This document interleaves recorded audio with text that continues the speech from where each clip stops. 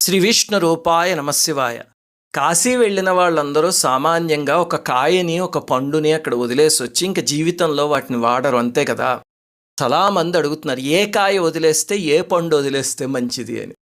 ఇవి కాయలు పళ్ళు కాదు. శాస్త్రంలో చెప్పింది ఏమిటంటే కాయాపేక్ష ఫలాపేక్ష వదిలేయమన్నారు. కాయాపేక్ష అంటే శరీరం పైన అపేక్ష, ఊరికి ఎంతసేపు శరీరం అందంగా ఉండాలి అని చూసుకుంటాం. అది ఫలాపేక్ష అంటే మనం ఏ పూజ చేసినా ఏ పని చేసినా అమ్మో దీని నుంచి ఈ ప్రతిఫలం రావాలి, దేవుడు ఇది ఇవ్వాలి, దేవుడు అది ఇవ్వాలని చేస్తామే, అది ఫలాపేక్ష. ఆ రెండు వదిలేసి వచ్చేయడమే. వాటికి తెలుగులో ట్రూ ట్రాన్స్లేషన్ చేసేసి కాయని పండుని వదిలేయాలి అని చెప్పారు, కానీ అది నిజం కాదు. ఈ రెండు వదిలేసి రండి. అంతేగాని మనం వంకాయలు కాకరకాయలు వదిలేసి వస్తే పరమేశ్వరుడికి ఏమిటి దానివల్ల ఉపయోగం? వదలాల్సినవి ఇవి. శ్రీమాత్రే నమః.